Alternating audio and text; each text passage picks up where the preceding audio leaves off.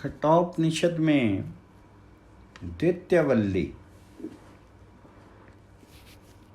इस प्रकार शिक्षे की परीक्षा कर और उससे विद्या ग्रहण की योग्यता जान करके यमराज ने कहा, श्रेय अर्थात विद्या और है और प्रेय अर्थात अविद्या और ही है।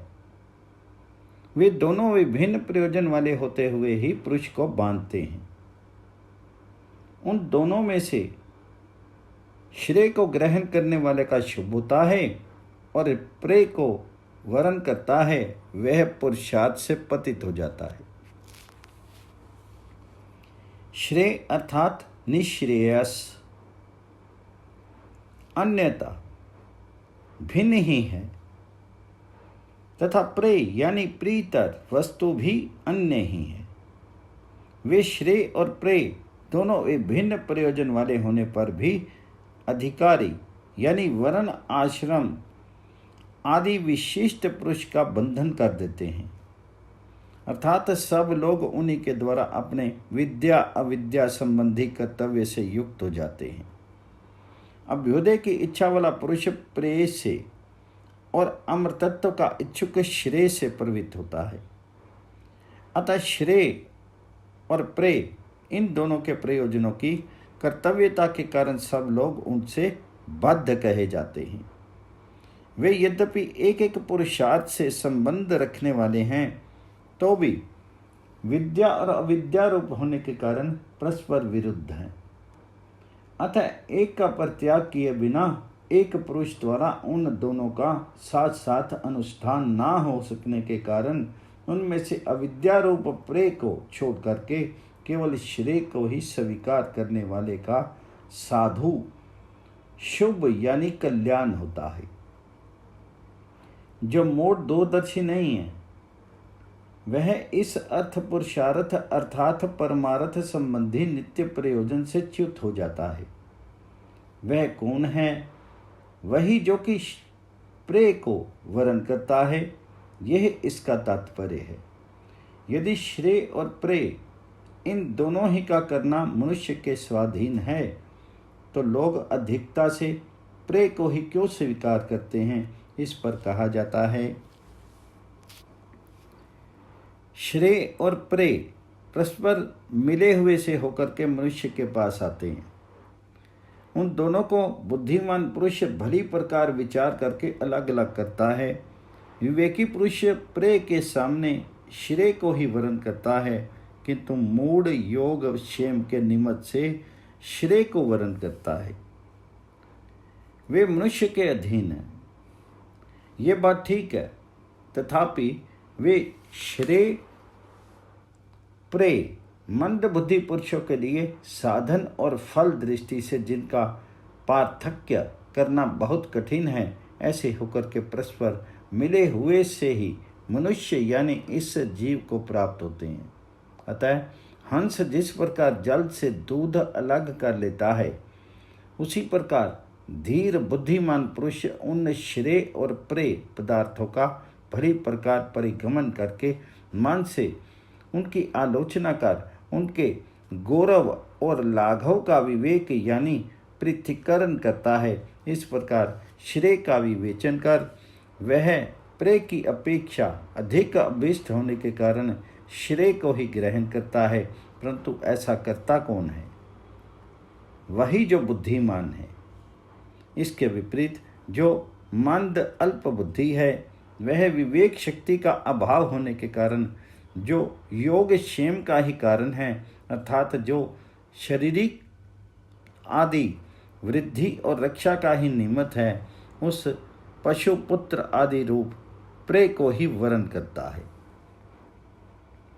हे नचिकेत, उस तूने पुत्र वित्त आदि प्रिय और अप्सरा और प्रिय रूप भोगों को उनका असारत्व चिंतन करके त्याग दिया है, और जिससे बहुत से मनुष्य डूब जाते हैं, उस इस धन प्राया निंदित गति को तो प्राप्त नहीं हुआ। हे नचिकेत, तेरी बुद्धिमता धन्य है। जिस तूने की मेरे द्वारा बारंबार प्रलोभित किए जाने पर भी पुत्र आदि प्रिय तथा अप्सरा आदि प्रिय रूप भोगों को उनकी अनित्यता और असारता आदि दोषों का विचार करके परित्याग कर दिया, और जिसमें मूढ़ मनुष्य प्रवृत्त हुआ करते हैं उस वित्तमयी धन प्राया निंदित गति को तो प्राप्त नहीं हुआ, जिस मार्ग में कि बहुत से मूढ़ पुरुष डूब जाते अर्थात दुख उठाते हैं। उनमें से श्रेय को ग्रहण करने वाले का शुभ होता है, और जो प्रेय को वर्ण करता है वह स्वार्थ से पतित हो जाता है। ऐसा जो ऊपर इस वल्ली के प्रथम मंत्र में कहा गया है, सो क्यों, इस पर यमराज कहते हैं, क्योंकि जो विद्या और अविद्या रूप से जानी गई है वे दोनों अत्यंत विरुद्ध स्वभाव वाली और विपरीत फल देने वाली हैं। मैं तुझ नचिकेता को विद्या अभिलाषी मानता हूँ, क्योंकि तुझे बहुत से भोगों ने भी नहीं लुभाया। ये दोनों प्रकाश और अंधकार के समान विवेक और अविवेक रूप होने से दूरम अर्थात महान अंतर के साथ विपरीत हैं। आपस में एक दूसरे से व्यावृत्त रूप हैं और विशुचि अर्थात नाना गति वाले हैं, यानी कि संसार और मोक्ष के कारण होने से विभिन्न फल युक्त हैं। वे कौन हैं, इस पर कहते हैं, जो कि पंडितों द्वारा प्रेय को विषय करने वाली अविद्या तथा श्रेयो विषया विद्या रूप से जानी गई है, उसमें तुझ नचिकेता को मैं विद्या अभिलाषी अर्थात विद्यार्थी मानता हूँ। क्यों मानता हूँ? क्योंकि अविवेकियों की बुद्धि को प्रलोभित करने वाले अप्सरा आदि बहुत से भोग भी तुझे लुभा नहीं सके। उन्होंने तेरे हृदय में अपने भोग की इच्छा उत्पन्न करके तुझे श्रेय मार्ग से विचलित नहीं किया। अतः मैं तुझे विद्यार्थी यानी श्रेय का पात्र समझता हूँ। यह इसी का अभिप्राय है। अविद्याग्रस्तों की दुर्दशा। किंतु जो संसार के पात्र हैं वे अविद्या के भीतर रहने वाले अपने आप बड़े बुद्धिमान बने हुए और अपने को पंडित मानने वाले मूढ़ पुरुष अंधे से ही ले जाए जाते हुए अंधे के समान अनेकों कुटिल गतियों की इच्छा करते हुए भटकते रहते हैं। वे घनीभूत अंधकार के समान अविद्या के भीतर स्थित होकर के पुत्र पशु आदि सैकड़ों तृष्णा पाशों से बंधे हुए व्यवहार में लगे रहते हैं। जिस प्रकार अंधे यानी दृष्टिहीन पुरुष से विषम मार्ग में ले जाए जाते हुए बहुत से अंधे महान अनर्थ को प्राप्त होते हैं, उसी प्रकार हम बड़े धीर यानी बुद्धिमान हैं और पंडित अर्थात शास्त्र कुशल हैं। इस प्रकार अपने को मानने वाले वे मूढ़ अविवेकी पुरुष नाना प्रकार की अत्यंत कुटिल गतियों की इच्छा करते हुए जरा मरण और रोग आदि दुखों से सब ओर भटकते रहते हैं। अतः मूढ़ता के कारण धन के मोह से अंधे हुए और प्रमाद करने वाले उस मूर्ख को परलोक का साधन नहीं सूझता। ये लोक है, परलोक नहीं है। ऐसा मानने वाला पुरुष बारंबार मेरे वश को प्राप्त होता है। उसे संप्राय भाषित नहीं होता।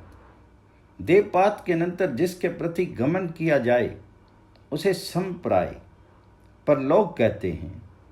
उसकी प्राप्ति ही जिसका प्रयोजन है वह साधन विशेष शास्त्रीय संप्राय है।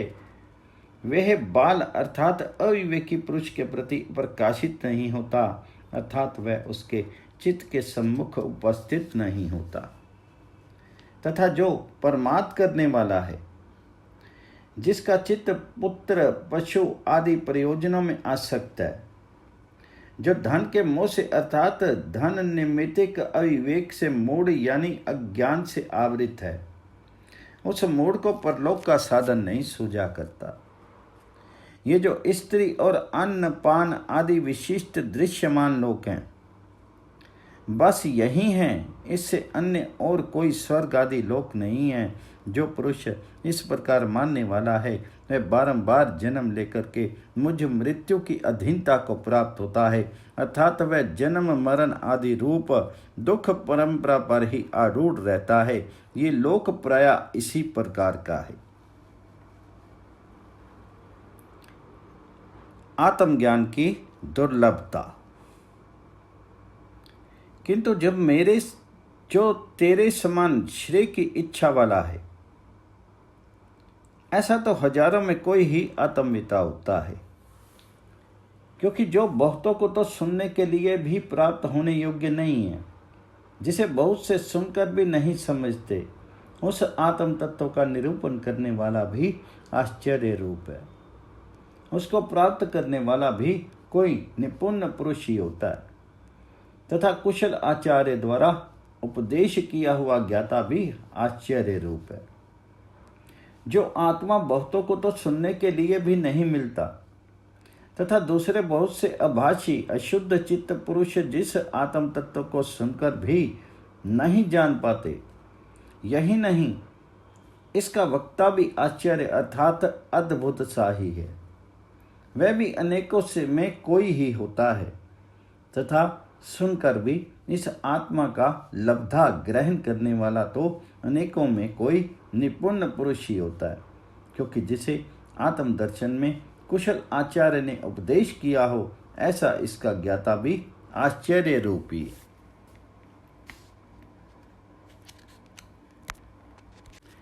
क्योंकि कई प्रकार से कल्पना किया हुआ ये आत्मा नीच पुरुष द्वारा कहे जाने पर अच्छी तरह नहीं जाना जा सकता।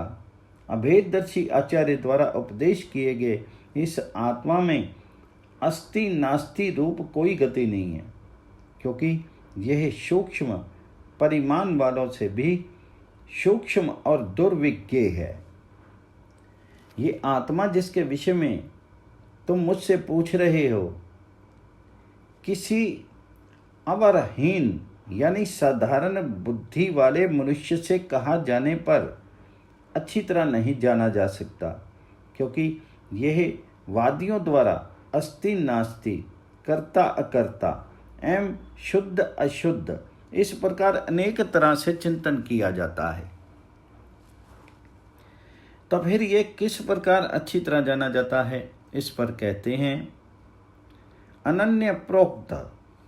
अनन्य अर्थात अपने प्रतिपाद्य ब्रह्म स्वरूप को प्राप्त हुए अपृथक दर्शी आचार्य द्वारा कहे हुए इस आत्मा में अस्ति नास्ति रूप गति यानी चिंता नहीं है, क्योंकि आत्मा संपूर्ण विकल्पों की गति से रहित है।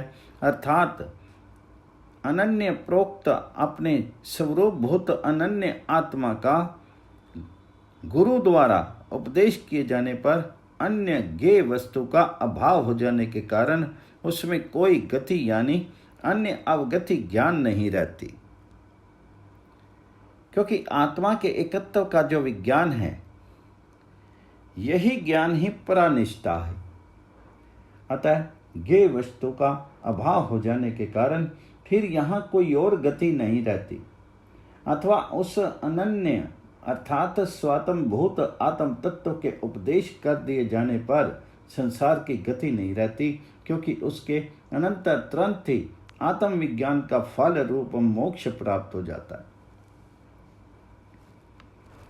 अथवा जिसका आगे वर्णन किया जाएगा, उस ब्रह्मात्म भूत आचार्य द्वारा उपदेश किए हुए इस आत्म तत्व में फिर अगति अनवबोध अर्थात अपरिज्ञान नहीं रहता, अर्थात आचार्य के समान उस श्रोता को भी यह आत्म विषय ज्ञान हो ही जाता है कि वह ब्रह्म मैं ही हूँ।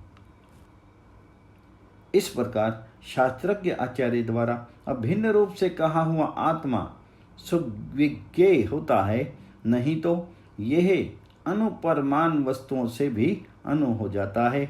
अपनी बुद्धि से निकाले हुए केवल तर्क द्वारा इसका ज्ञान नहीं हो सकता। यदि कोई पुरुष तर्क करके उस अनुपरिमाण आत्मा को स्थापित भी करे तो दूसरा उससे भी अनु तथा तीसरा उससे भी अत्यंत अनुस्थापित कर देगा, क्योंकि कुतर्क की स्थिति कहीं भी नहीं है। हे प्रीतम, सम्यक ज्ञान के लिए शुष्क तार्किक से भिन्न शास्त्रज्ञ आचार्य द्वारा कही हुई ये बुद्धि जिसे कि तू प्राप्त हुआ है, तर्क द्वारा प्राप्त होने योग्य नहीं है। आहा, तू बड़ा ही सत्य धारण वाला है। हे नचिकेत, हमें तेरे समान प्रश्न करने वाला प्राप्त हो। अतः अभेददर्शी आचार्य द्वारा उपदेश किए गए आत्मा में उत्पन्न हुई जो ये शास्त्र प्रतिपाद्य आत्म विषयक मति है, वह तर्क से अर्थात अपनी बुद्धि के ऊहा पोह मात्र से प्राप्त होने योग्य नहीं है। अथवा ये समझो कि आत्म बुद्धि तर्क शक्ति से अपनेतव्य यानी छोड़ी जाने योग्य नहीं है, क्योंकि तार्किक जो अध्यात्म शास्त्र से अनभिज्ञ होता है वह अपनी बुद्धि से कल्पना किया हुआ चाहे जो रहता है। अतः है प्रेष्ठ प्रीतम, ये जो शास्त्र जनित आत्मबुद्धि है वह तो तार्किक से भिन्न किसी शास्त्रज्ञ आचार्य द्वारा उपदेश किए जाने पर ही सम्यक ज्ञान की कारण होती है। अच्छा, तो तर्क से प्राप्त ना होने योग्य वह मति कौन सी है? इस पर कहते हैं, जिस मति को तूने मेरे वर प्रदान से प्राप्त किया है, जिस तेरी वृत्ति सत्य अर्थात यथार्थ पदार्थ को विषय करने वाली है, वह तो सत्य धृति है। बट इस अव्यय से अनुकंपा करते हुए यमराज आगे कहे जाने वाले विज्ञान की स्तुति के लिए नचिकेता से कहते हैं, हे नचिकेत, हमें तेरे समान प्रश्न करने वाला और भी पुत्र और शिष्य मिले, परंतु वह हो कैसा जैसा कि तू प्रश्न करने वाला है।